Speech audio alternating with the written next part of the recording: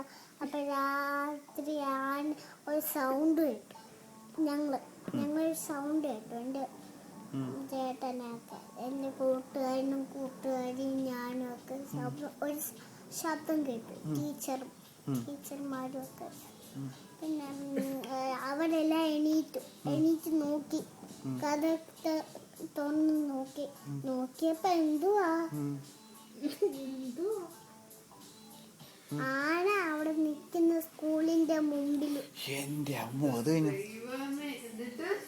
എന്നിട്ടെല്ലാരും കൂടി പേടിച്ച് കഥയൊക്കെ അടിച്ച് ഒരു കട്ടിൽ ഒളിച്ചിരുന്നു.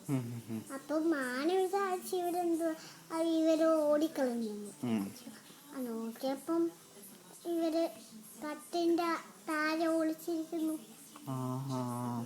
അപ്പൊ ആന അങ്ങോട്ട് ചെന്ന് അവരെ ടീച്ചർമാരെ, എൻ്റെ ഫ്രണ്ട്സിനെ, എന്നെയും കൂടെ എൻ്റെ ഫ്രണ്ട്സിനെയും ടീച്ചർമാരെയൊക്കെ തുമ്പിക്കൈ കൊണ്ടെടുത്ത് ഒറ്റ വലിച്ചെറിയുന്നു. അപ്പൊ ഒരു പാറയുടെ പോലത്തെ അവരൊക്കെ വീണു. ഞാൻ ഇങ്ങനെ കണ്ണടച്ചിരുന്നു.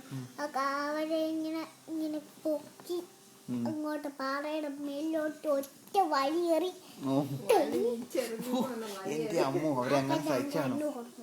അപ്പൊ അവരെ കാണുന്നില്ല. പിന്നെയാണ് ആന തിരിച്ചു പോയത്. നീവ് രക്ഷപ്പെട്ടു, നീവ് മാത്രം.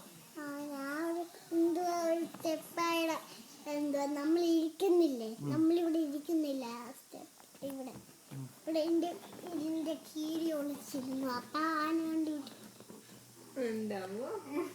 ഞാൻ മാത്രം രക്ഷപ്പെട്ടു എന്തായാലും. അത്ഭുതം. അല്ലെങ്കിൽ എന്നെയും കൂടെ പൊക്കി എറിഞ്ഞ. പിന്നെ ഞങ്ങൾക്ക് ആരുണ്ടായത് എന്റെ ദൈവമേ.